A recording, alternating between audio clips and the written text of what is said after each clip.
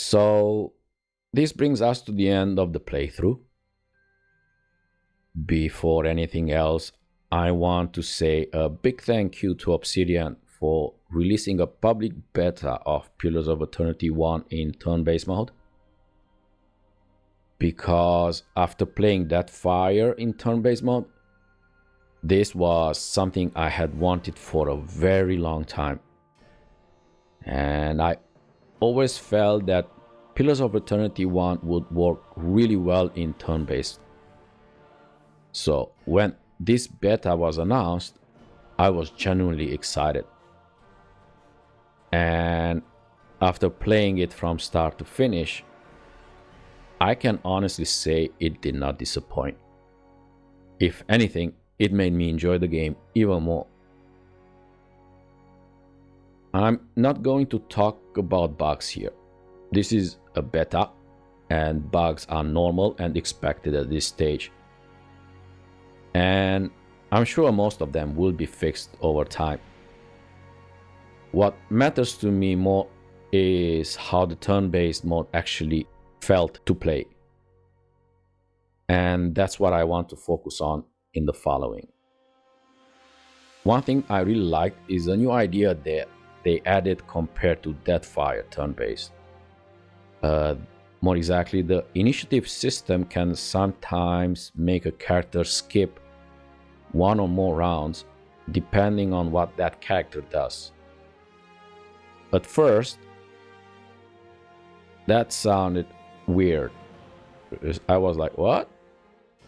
But in practice, it ended up adding a lot of depth. It makes you stop and think before using the powerful abilities, because you are not just thinking about this turn and the next, but even the turn after the next one, and so on. And I found that very satisfying and original. Pillars of Eternity 1 in real time with pause was always a very balanced game, in my opinion. And because of that, I was a bit worried that switching to turn-based might mess things up. And I'm happy to say this didn't happen.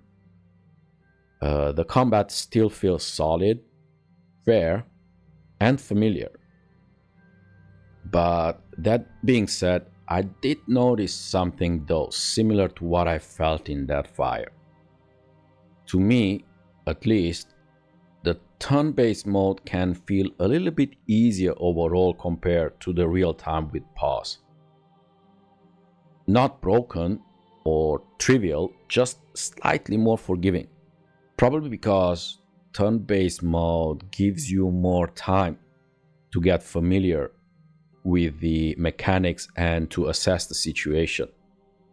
And I felt this clearly in Deathfire, and I think I felt it here too. But it's been years since I last played Pillars of Eternity 1 in real time with pause, so take this opinion with a grain of salt. Everything else about the game is just as strong as I remembered. The world, the characters, the music, the atmosphere, all of it still holds up beautifully. This is a game I've played a few times before, including a full completionist run with the White Marsh DLC included.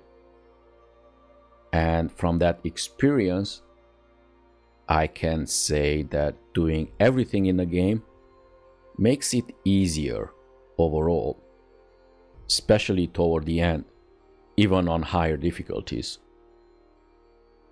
For this playthrough though, I made a very clear choice.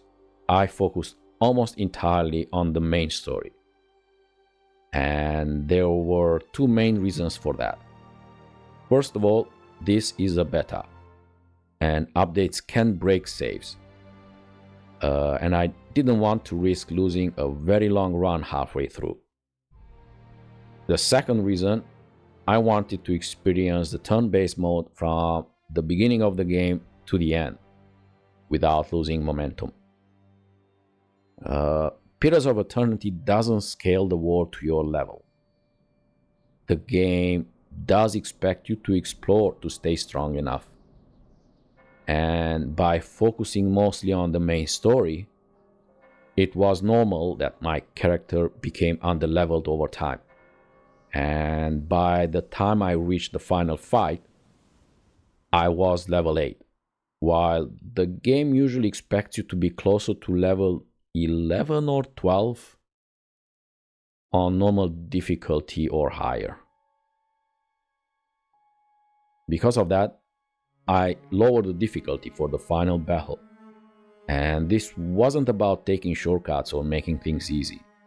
It was simply the expected way to finish the game without grinding side content that I had intentionally skipped, especially in a beta environment.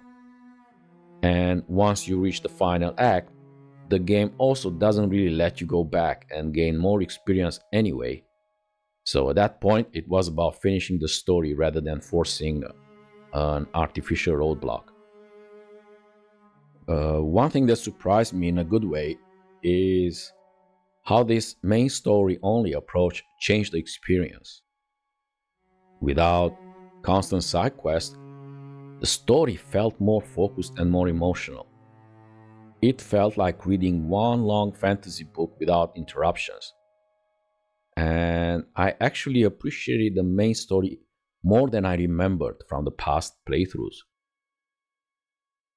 Another thing I really valued was being able to push the turn-based system in different situations. Early on, when I was properly leveled, combat felt calm, tactical, and very well balanced. But later, when I was under level, the game became much stricter, and the difference between the turn-based mode and real-time with pause mode really became obvious. And this is not because the system broke, but because the margin for error became very small. Positioning mattered more, abilities mattered more, character level mattered more, mistakes were punished harder, and honestly, that's exactly how I expected the system to behave. And I'm glad it did. If I had to rate Pillars of Eternity 1 in turn-based mode on a scale from 1 to 10, imagining today is 2015, and ignoring the beta specific issues, I would give it a solid 9.5. And that missing half point is really my only long-standing gripe with the series, and that's the names. They are often complicated and hard to pronounce, which can make keeping track of characters on location more difficult than it needs to be. But that's about it. Also, let's be honest, a fully voiced update would obviously be amazing, though I seriously doubt that will ever happen. Overall, this playthrough achieved exactly what I wanted, and I experienced Pillars of Eternity 1 from start to finish in turn-based mode, tested how the system behaves under different conditions, and I also enjoyed one of Obsidian's strongest stories along the way. Once this mode is out of beta, it would be interesting to see how the game feels with a more complete approach that includes side content and much more exploration. But until then, thank you for watching. I really enjoyed this playthrough and I hope you enjoyed it too. If you did, please consider leaving a like, sharing your thoughts in the comments, or subscribing to the channel.